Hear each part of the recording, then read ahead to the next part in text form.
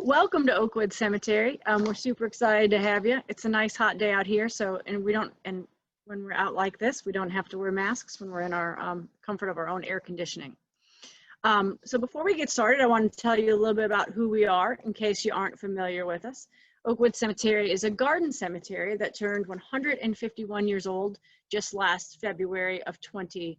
Of 2020. So we're 151 just this past year. We're 72 acres. That includes the property that's known as Oakwood Park, which we rent out to the city. As a garden cemetery, Oakwood Cemetery is an intentionally designed cemetery, as opposed to City Cemetery, which is just a few blocks from here, which is a flat grid cemetery. Oakwood Cemetery was designed with hills and curvy roads, and we kept our stream and some of our other elements.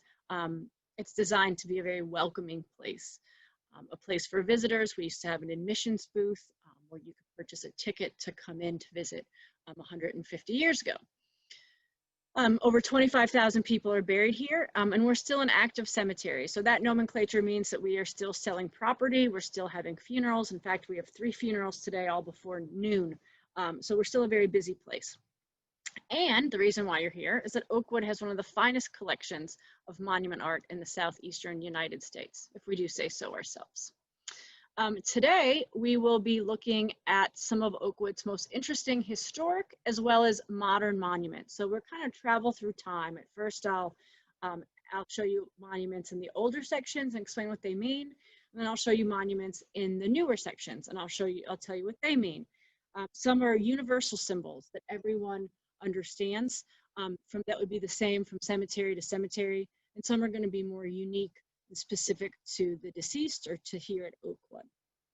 After the presentation, if you think of questions as we go, feel free to type those in the text box, in the chat box, and I'll answer them, and I'll review them at the end.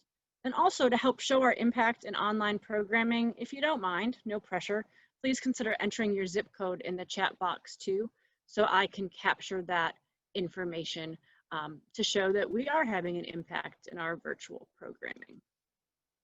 So this is a lunch and learn. We have a limited time, so let's get started. So the Woodman of the World is one we're starting with today. You see the circle here that says Woodman of the World, and it was an insurance company. And it was an insurance company that only in the beginning insured the people from the 12 healthiest states. North Carolina was not considered one of those states. So people in the early days of this insurance company were not allowed to be insured if you were from North Carolina. You also had to be considered in a healthy or safe profession.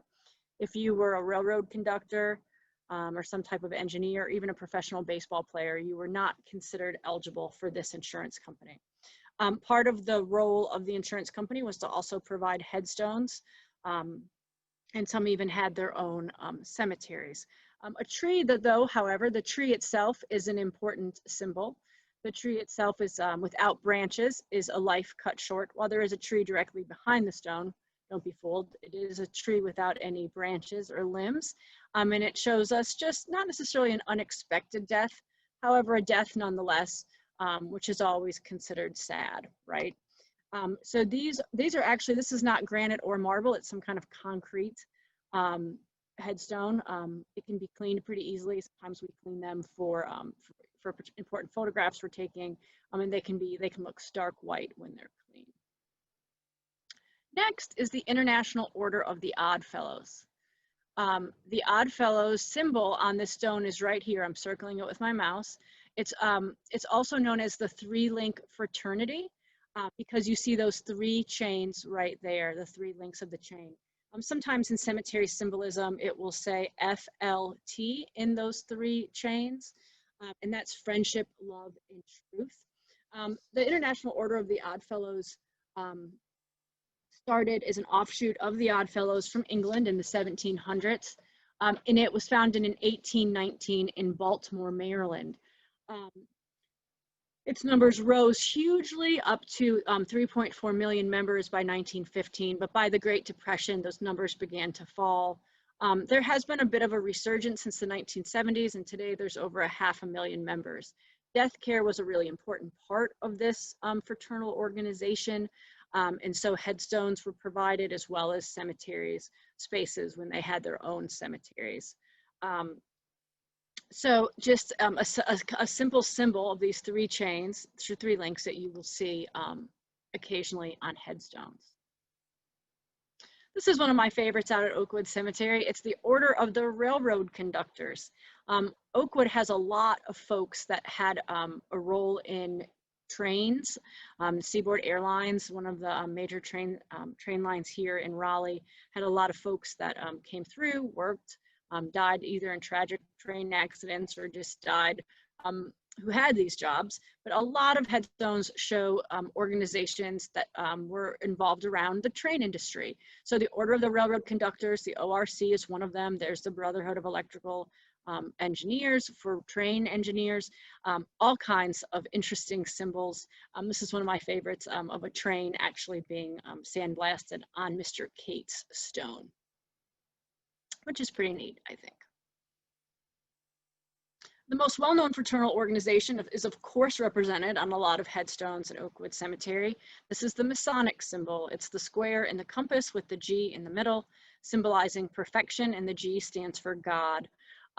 There's a lot of mysteries around, if you're not a Mason, around burial customs and around the Masons themselves. They've been around for a very long time. Obviously, George Washington was a Freemason. We occasionally have Masonic funeral rites out here, which are always very interesting. If it's a casketed burial, the deceased Mason's apron will be placed on top of the casket at the waist level, kind of where it would sit if you were alive. And there are about 6 gentlemen that actually do the funeral rites. And there's a long script, and there's a lot of things that those of us that are non-Masons don't necessarily understand, but it's really a lot of pomp and circumstance to honor their beloved brother in this organization. So a very common symbol here at Oakwood Cemetery that you'll see on a lot of headstones. Flowers. We'll go through a lot of living plants today. One of the most unique flower in the cemetery is the narcissus, or the daffodil, that you see here. This stone is the grave of a young woman named Edna, and Edna is in a family plot where the rest of the family, interestingly enough, do not have headstones, but Edna has a headstone, and she has those daffodils or narcissus. Symbols are almost always a symbol of resurrection, right? They rebloom every year. It reminds us of that for Christianity. But the daffodil, also known as the narcissus, didn't start out with such a beautiful story, and I always have to read the story or I'll get it wrong. But oftentimes it's attributed to vanity or self-love. It is the flower of the underworld and of paradise. It's narcissistic, gosh, I can't speak today, symbolism comes from the Greek legend of the youth Narcissus, who spurned the beautiful nymph Echo, and while gazing at and admiring his own image in a pool of water, he fell in and drowned. In the spot where Narcissus fell into the pool, a beautiful flower emerged. So while that's a beautiful story, who would want a narcissus on their headstone if it meant you were vain and drowned, right? It doesn't work that well. However, because people of the Christian faith decided that flowers were a symbol of resurrection, they decided to turn that over triumph of divine love and sacrifice over vanity. And so that is what the narcissus means. Now, when people are picking headstones, doesn't that mean somebody says, oh, I need this monument to show that she triumphed over vanity? No, they probably just really thought they liked the symbol in this case, but we will see these are flowers, but we'll see other stones that actually do have meanings that reflect the life or death of the person buried there a little better. Ivy. This cross has ivy on it. Ivy is a symbol of loyalty. It clings. If you've ever had ivy in your yard, you know it grows, it spreads, it's hard to get rid of. Ivy in the cemetery has a really important meaning, because in the cemetery, before there was grass and before there was perpetual care, people would come out here and plant ivy on their graves, which meant typically every Sunday they would come and trim back the ivy. And we have plenty of people that are in their 90s that come and visit us in the pre-pandemic world and talk to us about how they would come with their parents as young children to trim the ivy on Sundays. They would chit chat with their cemetery neighbors and catch up on the week's stories while they were out here. So in that case, ivy clings like it does in real life, but it is a symbol of loyalty. And we will see ivy as we go through later on as well. There is a family with the last name of Ivy in the Anderson section of the cemetery, interestingly, and they did plant ivy on their graves, and so the ivy is still there on their graves with their big headstone that says Ivy. This is the lily of the valley. The lily of the valley is mentioned in the Bible, but we don't really have any idea of what the lily of the valley looks like. That's a good point, Belle. I will try to give a little more date to these stones. Thank you. It's not a descriptive of enough mention in the Bible for us to really know what lily of the valley was. It wasn't until centuries later that monks decided, by looking at plants, that this would be the lily of the valley that we now refer to as this plant. So we don't know what the biblical authors had in mind when they referred to the lily of the valley, but we do know that this is what we now refer to as the lily of the valley. This stone is from the 1880s, early 1890s, and I will show you another picture of it when we get to that part. This is a weeping willow. This is in the historic Hebrew section of Oakwood Cemetery. If any of you have ever been to a more modern burial of somebody of the Jewish faith, you've probably been to the modern Hebrew cemetery, which is on State Street. And we share a fence line, but we don't share access. We have no entrance from one to the other. But in 1869, the very first burial pre-Oakwood's charter being signed was the first burial in the Hebrew cemetery here in Oakwood as well. Remember, the Mordekeys had been of the Jewish faith, and they requested that we set aside land for a Jewish cemetery as well. So adjacent to Oakwood's Confederate cemetery is a Hebrew cemetery. This stone shows us a weeping willow. You can see the weeping willow here. This is the grave of a woman named Mina, who was the wife of George. And the weeping willow is a symbol that goes back to ancient times, pagan times, and has been adopted by religions over time. Of course, a weeping willow in a cemetery is kind of a romantic image of death. When the branches kind of sway with the breeze. We have 3 weeping willows on our grounds now, all of which are pretty small because they're relatively new, but a symbol of grief today is what it means and what it has meant for the past 150 years or so. I should say, in the Hebrew cemetery, you see this little chain link here. Due to their faith guidelines when it comes to cemeteries, Hebrew cemeteries, Jewish cemeteries, request that they be separated out from the rest of the cemetery if the cemetery is not Jewish, the rest of the cemetery. So some cemeteries have large hedges that separate them, some have big fencing. Oakwood Cemetery simply has a little chain link to separate out the Jewish graves from the non-Jewish graves. So that lily of the valley stone was part of this white bronze stone from the late 1880s. White bronze is neither white nor bronze. It is pure zinc. If you were to walk up to it and knock on it, it would be hollow. It is just a form, a mold. It was very popular in the late 1800s until World War I, when we needed zinc for our war efforts.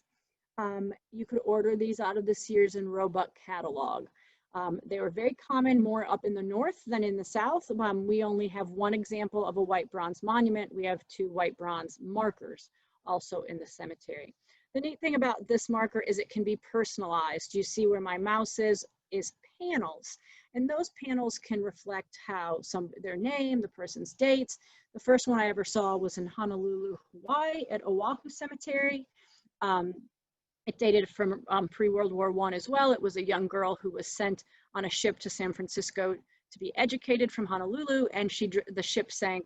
She got sick on the ship, I'm sorry, and died. And so the actual side panel was the ship that she died on. In this case, this is a married couple that lived to their 70s. I couldn't get a good image of it, but if you lived a long life, and that's of course a relative term, if you lived a long life, you may have a symbol of a sheath of wheat on your stone to show the length of age. But white bronze is pretty neat. They hold up pretty well. This one has never been cleaned in its history at the cemetery. Sometimes you see that they begin to split apart at the seam from their weight, but our seams seem to be intact. And they're pretty nice to have, a good example of pre-World War I popularity. Another symbol on this white bronze is the cross and the crown. And so for Christians, that's a symbol of victory over death, with the crown either over or hanging on at some point to the cross.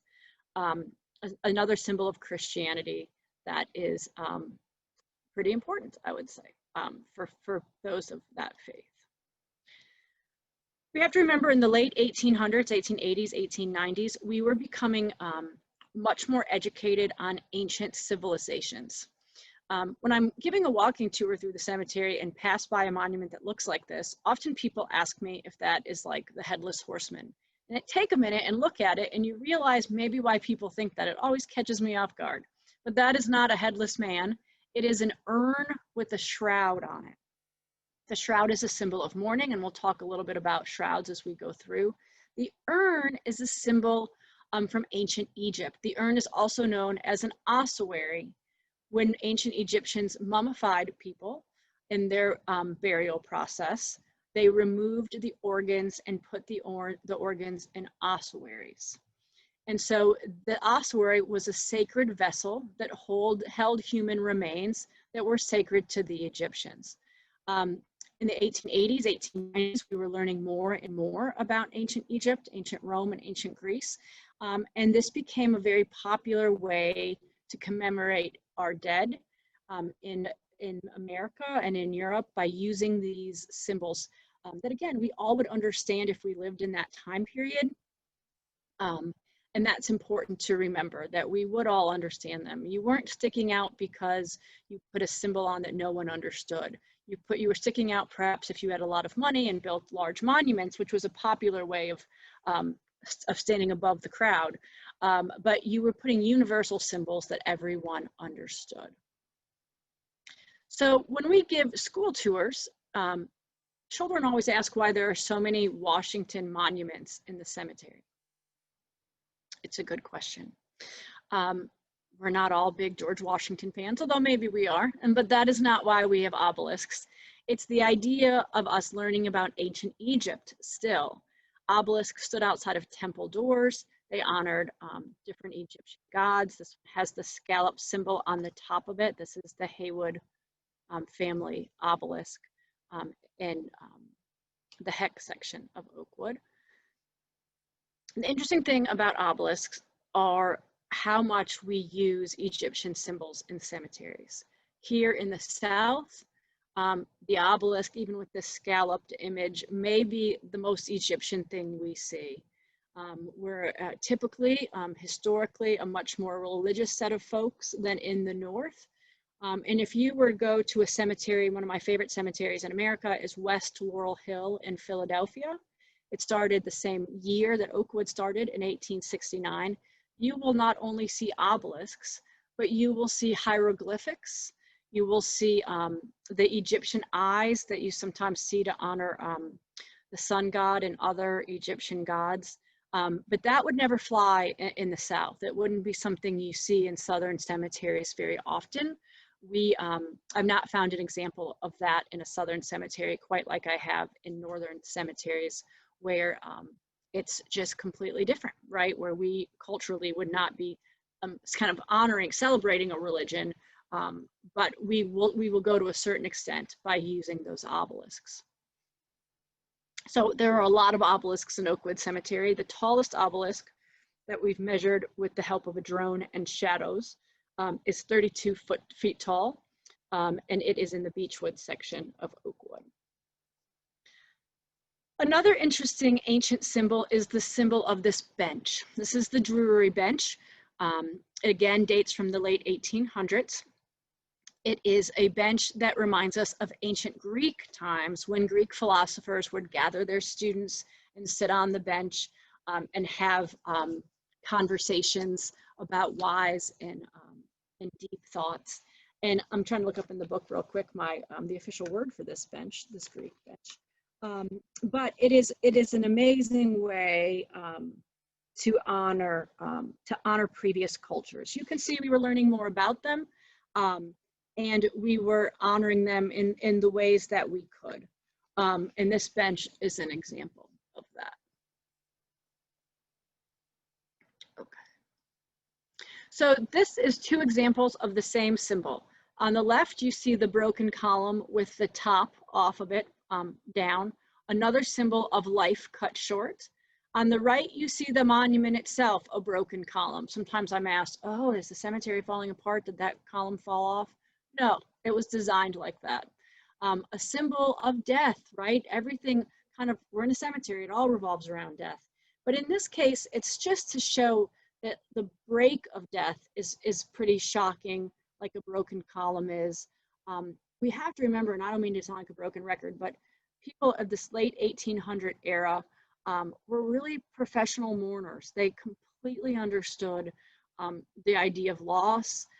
People were not dying in hospitals. We hadn't separated ourselves and sanitized death very well at this point, and we were experiencing a lot more deaths in our family, of children, of younger people than we do today. And so, so they were very good at the mourning process, and these symbols help reflect their grief. This is a good one. It's a symbol of marriage. A handshaking, of course, could mean hello or goodbye. Obviously not in this pandemic world. Somebody tried to shake my hand yesterday and I might have jumped back a little too much. But the symbol of handshaking in this case tells us that the deceased was married. And here's how. You see this cuff right here that I'm circling and this cuff right here. They're dirty, yes, but they are very different sleeves. So one is a feminine sleeve and one is a more masculine sleeve. So it tells us that this person was married. Mostly if there's a married couple where one has this headstone, the other does not. So they don't like duplicate this.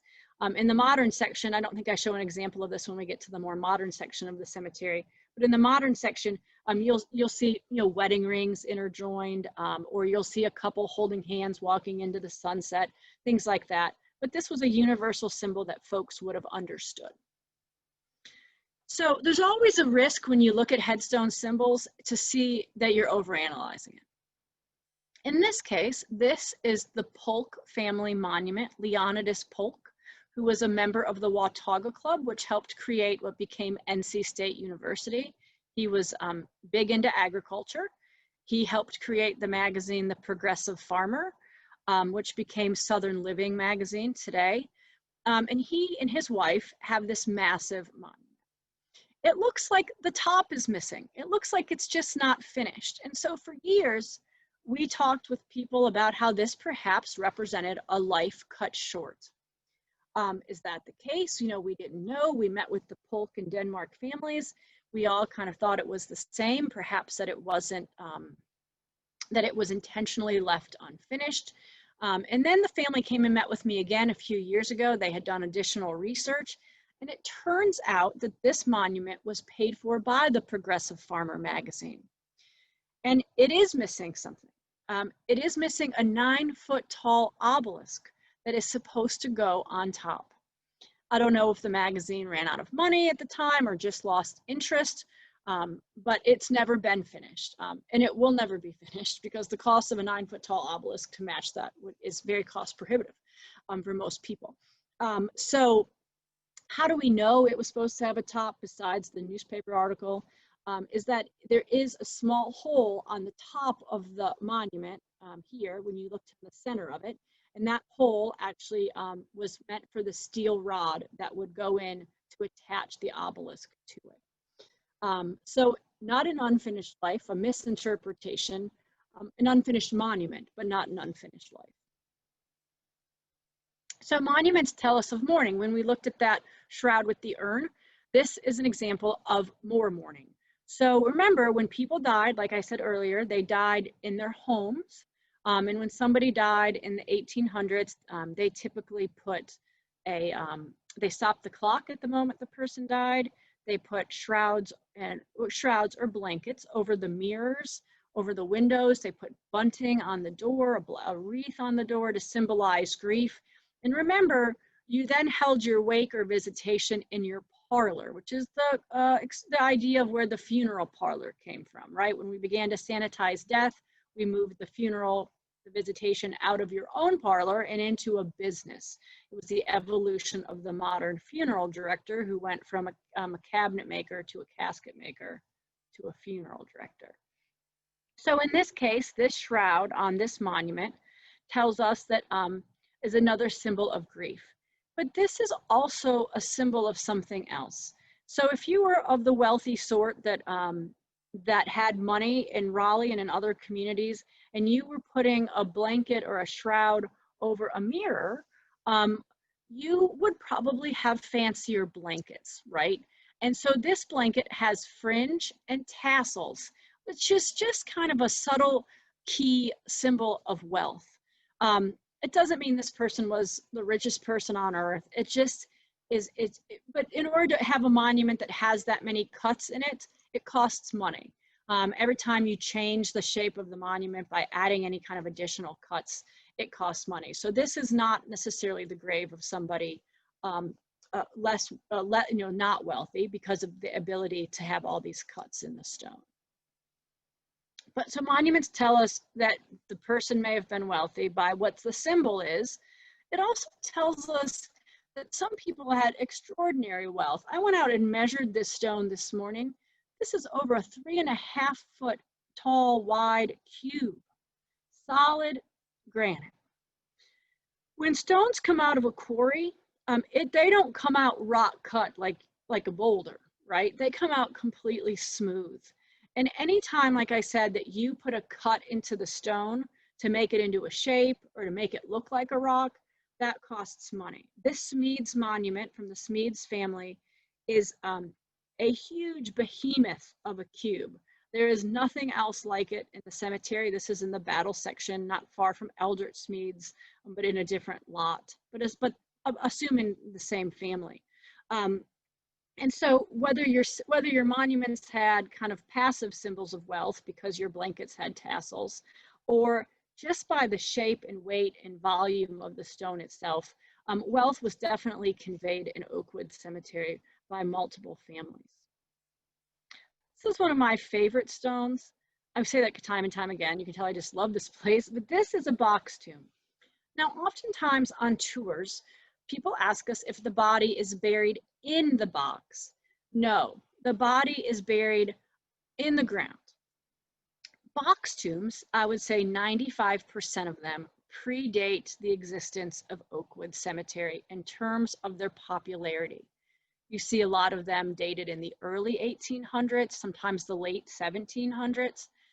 This was a style of brick or marble. There's box tombs, there's chest tombs. They're all like sarcophagus, right? But not to hold a body. The top in this case is marble. This is you can see the 4 box tombs here of the Nethery family. They were involved in Raleigh society in the late 1800s. This box tomb of Mr. Nethery's daughter was put up in the early 1900s. They were originally from other locations settled in Rollsville, but had their hand with in the Baptist church here in town. This one was made the worst out of the 4. It must have had quality brick. The marble is the same, but about 3 years ago, it began to sink, which made us question our own beliefs that no, bodies aren't necessarily in there. And we weren't so sure what was happening. And so we used our good friend, Dean Riedrich, who was our main stone preservationist here. And we began to disassemble the box tomb itself. We thought we could lift it up and move it and then stabilize the ground. But we were unable to do that because as we began to lift it up, the brick began to crumble. The original brick from this box tomb that's remaining is on the back side of it. We did reincorporate it into the rebuilding of it, but the brick we're looking at now is new brick to match what had been there. But the box tomb, if you see a box tomb in Oakwood, most of them all date before 1869. I believe the oldest one is in the 1780s. So that means that most of these box tombs were moved here from previous locations. That may seem weird, but when Oakwood opened in 1869, it became kind of the hip place to be buried. And so families moved their loved ones and their headstones here from not only City Cemetery, a few blocks south of here, but also from family graveyards and church graveyards alike. And so most of the box tombs you see are just not original to Oakwood, but have had previous resting places. So we talked about the tree from the Woodman of the World. This is another example of a tree. This kind of has a story behind it that we know a little bit more about the deceased. This is the grave of Susie Womble Marks and her son, Willie Womble. They died in the late 1800s as well. Susie Womble Marks died in July, and her 3-month-old son died 2 months later. E.T. Marks was her husband. We don't know a lot about him here in Raleigh, but we do know that after Susie's death, he became a prolific stone cutter, but in Washington, D.C., he was a monument carver. This is not his own monument, however. This is a catalog ordered stone. He does have one signed monument, and this is the West Branch section of Oakwood. In the West Branch section, this does not have his signature on it. Like I said, it comes from a catalog. But it tells us about the family structure at the time of Susie and Willie's death. This is the large trunk, which would represent E.T. Marks. This smaller trunk represents Susie herself, and the small limb represents Willie. It is said that these smaller these smaller little stumps of branches that had been cut represent the children that were not born of the marriage. And it shows another symbol for marriage, which is the calla lily down here. Like I said, after her death, they had no other children. He went on and moved. We know a lot more about him because he was not only a prolific stone cutter, he was also a prolific advertiser. So we see a lot of his ads and work in Washington, D.C. area newspapers. He did go on to remarry, so he is not here in Oakwood. But the stone tells us a lot. You know, I used to work for the Girl Scouts and take groups of girls down to Savannah, and we'd go to the birthplace of the Girl Scouting at the Juliet Gordon Low House, and the girls would learn about how to flip a little hand fan and what the symbols meant in that hand fan that everyone understood. They could communicate if they were bored, they could communicate if they didn't like the person in the room, all these universals of this era. And this is the same. Again, these stones, these folks would come through the cemetery, they'd get their admission ticket at the front gate, and they'd walk through the cemetery on Sunday afternoon strolls, and they understood what these symbols meant. They were universal to their community.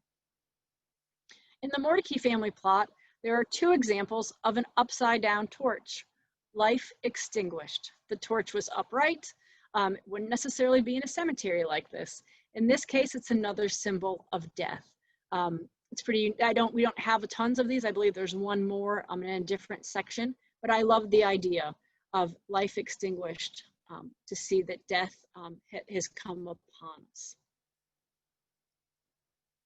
This is one I stumbled across a few years ago trying to come up with a new tour route about monument art. This is in the Magnolia Hill section of the cemetery. It's a stone that dates from the 1870s. You need to look at her hand. She is holding chains here, and then she has these 2 links here. Her finger is holding these 2, because there's a chip in this link right here. It's not a chip from the marble from the age. It's an intentional chip in the chain link itself. It's to show that the link of the family is broken. So with this person's death, who's buried at this grave, that person's death disconnects the family line. It's a great symbol to, it's really interesting to see the intricacy of the carved marble to show us that the link is broken and that the family will never be the same again because of it. This is the Briggs family monument. We've been working on this monument, trying to figure out, trying to date it a little bit better. It does appear that Caton and Wolfe, W.O. Wolfe, who was in Raleigh in the I believe it was 1870 to 1880. That's the father of author Thomas Wolfe, who wrote Look Homeward Angel. W.O. Wolfe came from Asheville and lived in Raleigh, across the street from Raleigh City Cemetery, for about 10 years. And he carved at least 11 known headstones here at Oakwood. He was by himself sometimes. He had a partner, Caton. And then he also carved about that many, I believe, at Raleigh City Cemetery. His signature is on there, sometimes with an E, sometimes without an E. This is an unsigned monument. Granite base, marble column, one of the 7 virtues on top. In cemetery art, the virtue of faith always has an anchor. So you can see she's holding an anchor right here. So when an anchor is on a headstone, sometimes it symbolizes military service, but most of the time it symbolizes one of the 7 virtues, faith. We know that Caton and Wolfe were working on a monument for the Briggs family lot.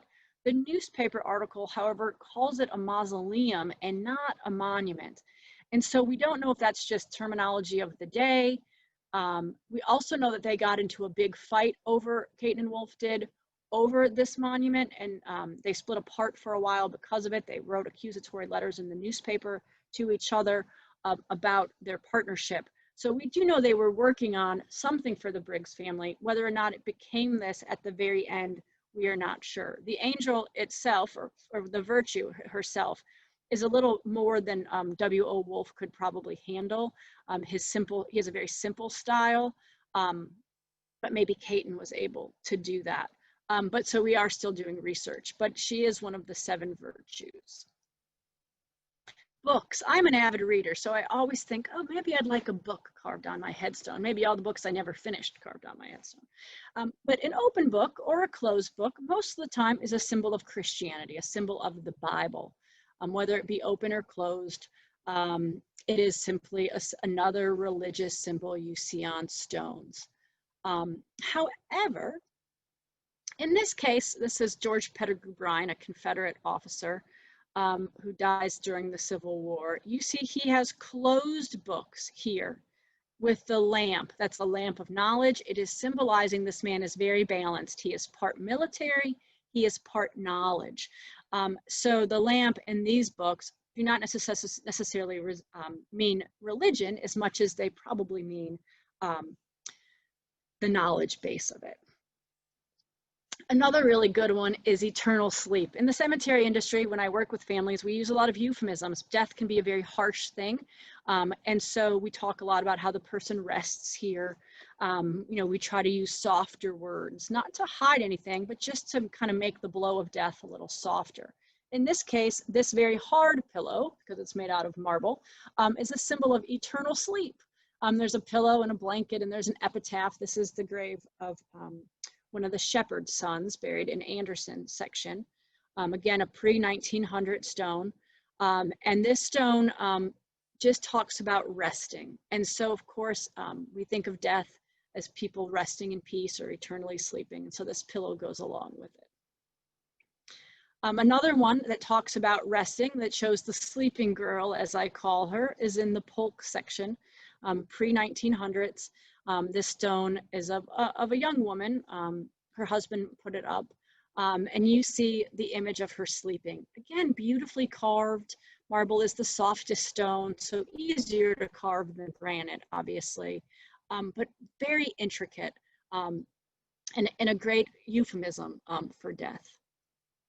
Now, I'm going to talk about personalization in a few minutes of the new section, but before I move to one more topic, I want to show you that not all old stones are not personalized to the individual. This is the Doogie family.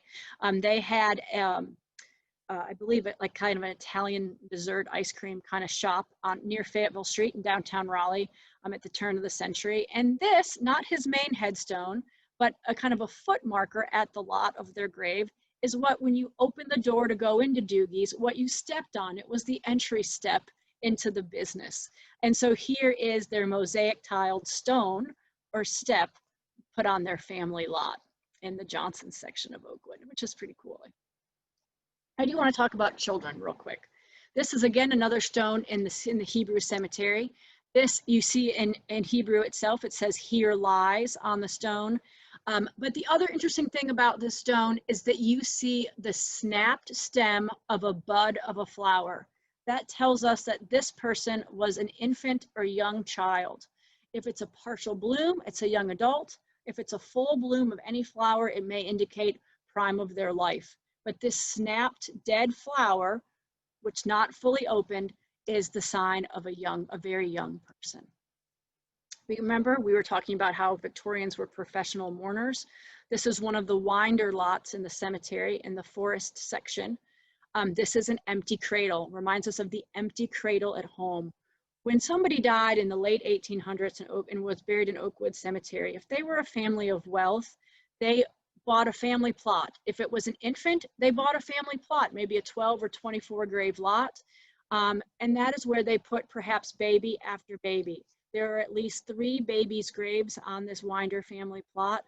And so women would come to the cemetery, they would grieve over and over again, and and it was seen as unhealthy. And we'll talk about what changes at the turn of the century. But these examples of an empty chair, this is an actual chair on the side of the headstone, show us that we were those professional mourners. This is another child's grave, has this little hat that reminds me of Little Boy Blue. And then in the bottom corner here, you see the sickle or the scythe. When we think of a scythe, we often think of the Grim Reaper.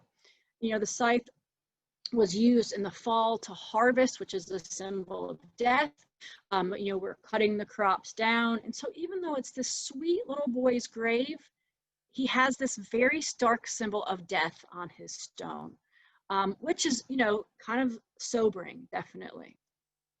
The symbol of a lamb is a symbol of innocence. So you often see lambs on children's graves to show that they were young and innocent. One of my favorite books and plays is the book Our Town. You know, when Emily says goodbye to leave this plane to the next as she dies, she kind of hesitates, doesn't she? She says goodbye to clocks ticking and her mama's cooking and all these things that mean so much to her. It's like she's loitering as she lingers from one realm to the other.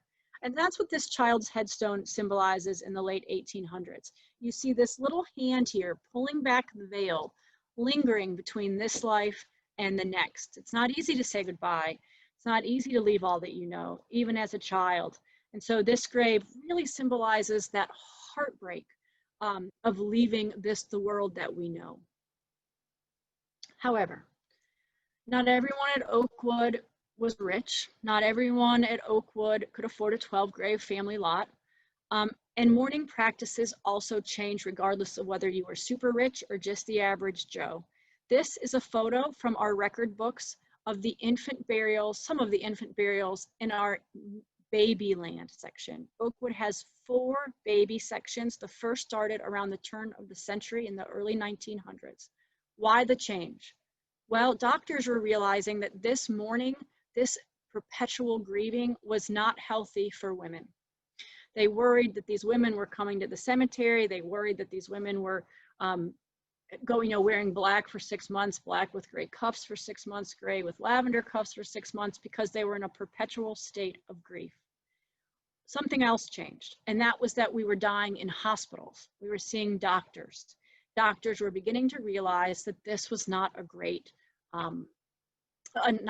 process for women or families to go through. So cemeteries created baby lands. It was a much more soothing idea for families that you weren't putting a baby in an empty grave plot with only other babies from your family, that you were putting babies in a section where there were other babies. And baby lands, the first baby land at Oakwood, however, looks like this. This is the southeast corner of Oakwood Cemetery. This is the other Oakwood Avenue gate that we keep locked. And this is what baby land, the first baby land, looked like. They were not all wealthy. I don't know what happened to my thing here. Can you hear me? Ooh, let me go back. They were not all wealthy. And they were also told to move on, that grief could not be used like this over, like this perpetual grief was not healthy for anybody in the family unit. So Babylands originally looked like this. Infants were given just simple numbers.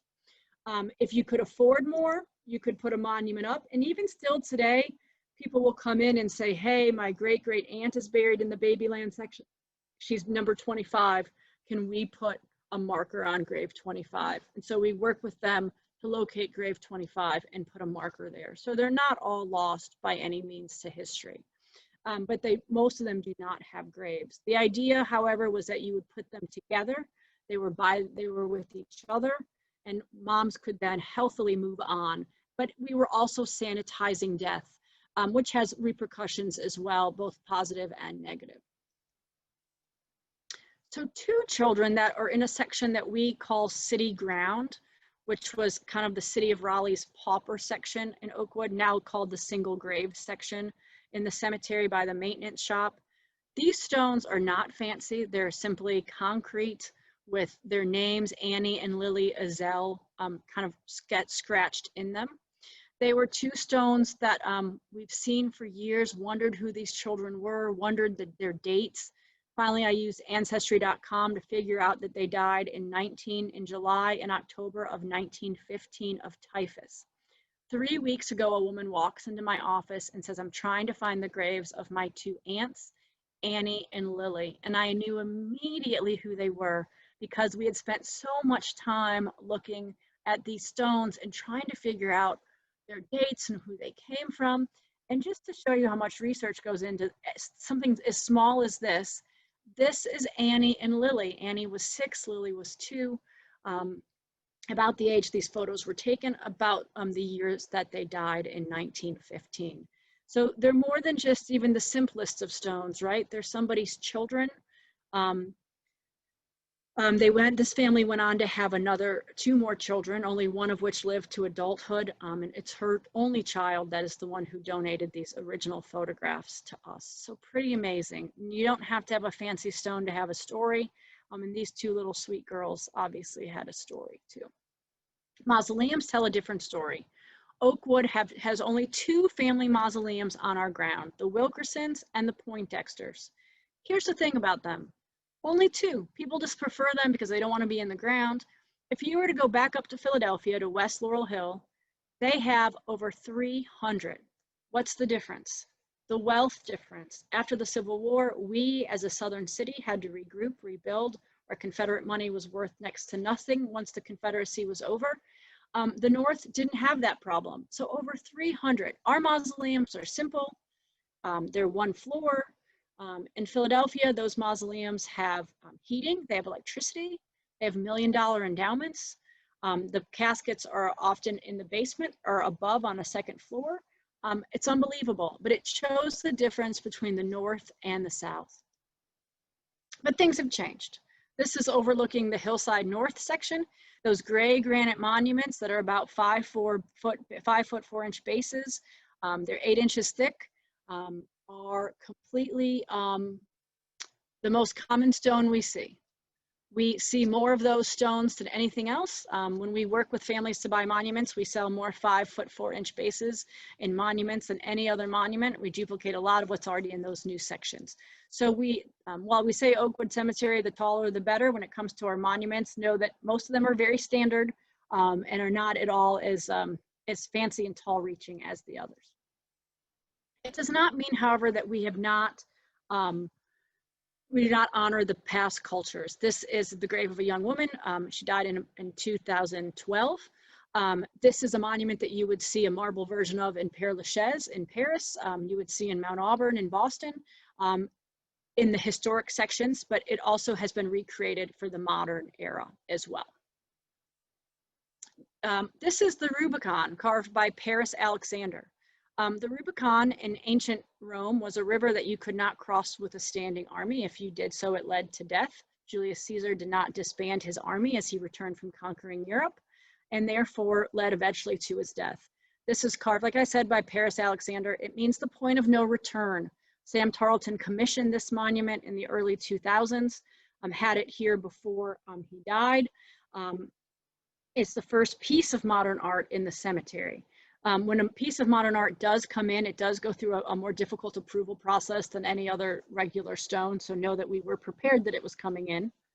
Paris Alexander didn't stop there. He put 2 monuments in about 2015. On the right is the Cressamore family stone. It's named the Gates of Parnassus. And on the left is the grave of Farouk Basizio, a young soccer star of Muslim faith who went to NC State, played for the Courage. I believe that was the men's team, what it used to be called. And his symbol on his stone is the most common word in the cemetery, mother. He was not a mother, obviously, but that was what was tattooed on his wrist. So again, the personalization, second to none when it comes to the modern era. Mr. Fischetti was an architect here in town, but he was most known by us for being responsible for the moving of the Cape Hatteras Lighthouse. He was the main architect that designed the project of moving the lighthouse inland to protect it. But so as an architect, his family designed a monument to look like a house, which I thought was pretty unique. These lions may be in the Mordecai Circle section of Oakwood, but they are new, although they're not new, they're antique, but they're new monuments. In 1976, you see here, that was the year that Johnny Long and Gary Hester met in the Oakwood neighborhood. They purchased these lions as to be put here on their grave space. And lions are a symbol of strength, and they stand guard. So you see that they're not looking at each other, they are looking out, guarding the graves. They're both still alive, however, so someday they will be buried here. There's nothing more personal on your headstone, or personal in general, than your own signature. And this is the grave of the McQueens, who, as opposed to having their names in standard stock font, have their names and their own signatures. I don't know about you, but my handwriting is pretty sloppy, so therefore I would not want it on my stone, but that's okay. This is the grave of Wade Edwards, Senator John Edwards and Elizabeth Edwards' son, who died in 1996 at 16 years old in a car accident on I-40. His monument is a surrogate mourner. She is there to grieve for Wade when the family is not. Unless I stood on a ladder, I was not going to get this close up, but she is holding the image of Wade's face in her hands. She herself is based on Robert Mahaley, the artist's sister, whose name is September. Remember, way back in the beginning, we talked about ivy as a symbol of loyalty. Ivy is between and connects Wade and Elizabeth's headstones. Because Elizabeth asked for the ivy. She thought the ivy that in 100 years, when no one knows their names anymore, that they will know that the two of them were connected. And that is because their names are not on their monuments. Elizabeth Edwards' monument is on the right. Wade's monument is on the left. It's 14 tons of American white marble carved at Meredith College. Elizabeth's monument on the right is 27 doves being released by 2 hands. It's Chinese marble, predominantly carved. It came here to a certain degree carved, but then Mahaley spent 6 months carving it in about 2016, 2015, here on our grounds. It is a symbol of release and forgiveness, Mahaley tells us. Sometimes we don't know what symbols on headstones mean. This is Anne Carey Sherwood. You can see she has passed, but her death date has not been carved. You do see she has these A's, what looks like capital A's on her headstone. I have no idea what it means, not a clue. When she passed a few years ago and her children came from California, I was a little bit excited, I have to tell you, to see if they knew what the symbol meant. They didn't know. They had never seen a picture of the headstone, and they didn't know what the symbol meant either. I mean, it could be A for her name, it could be she was something to do with education, but they had no idea. So sometimes things remain a mystery. Symbols in the new sections remind us of who we are fans of, perhaps, what we believe in, what our jobs were. In this case, this is the back of the headstone of Lorenzo Charles, who made the national championship shot when NC State men's basketball team won the national championship in 1983. Lorenzo Charles shot that basket over Akeem Olajuwon, to give you an idea of how tall that must have been and how high that must have been. And he died in 2010 in an unfortunate bus accident. He was the driver of a bus and around a Cloverleaf had a health issue as the bus drove and passed away. This is the miniature version, the standard single grave version, single grave sized version of what Valvano, Jimmy V's headstone looks like, which is just up the hill from Charles's grave. Lorenzo's grave, when you stand at Jimmy V's grave, you look down and you can see the back of his monument, which is this, which looks just like the 1983 version of the NC State mascot. So remember, Lorenzo, if you know your NC State history, Lorenzo was the first man Valvano hugged after that shot went in. And so it's appropriate that they are buried near each other. So does anyone have any questions? Let me go to the chat box. I don't see any. Have I answered every question you all have? I find that hard to believe. Any questions about monuments or symbols? I can tell you my source for a lot of monuments, in case you were wondering, is the book by Doug Keister called Stories in Stone, A Field Guide to Cemetery Symbolism and Iconography. I've been using it for 20 years. It's a great book. It tells you all kinds of interesting symbols and universal ones. Thank you so much for being part of this. Does anyone have any, if you don't have questions, do you have any topics that you would like to see for future Lunch and Learns? Myself and my historian, oh, I see Jennifer asked a question. Doves, a symbol of peace. Sometimes you'll see doves on children's graves that look like they're holding a rosebud. So again, a symbol of a child. But sometimes the doves look dead, but they're not. They're just resting, I think, which sounds ridiculous. But they are, it's a sad symbol. Doves often mean birds. If you see bluebirds and things like that on stones, it typically in the modern section means that person was just a fan of birds. Even though my name is Robin, I am not a fan of birds, and it will not be on my headstone. Are there any markers in the green burial section? Someone has asked me. Yes, we do allow markers in the green burial section. The green burial section of Oakwood is where you're not allowed to be embalmed. You can't be in a vault, concrete vault, and you have to be in a biodegradable container. We allow monuments that are either natural rock. That's a great question, Jason. And also monuments, granite or marble. The granite cannot be polished. It's kind of a throwback to the older sections of the cemetery, unless it's a stone that has to be polished to be its true color. So a black monument or a black granite or a pink granite monument.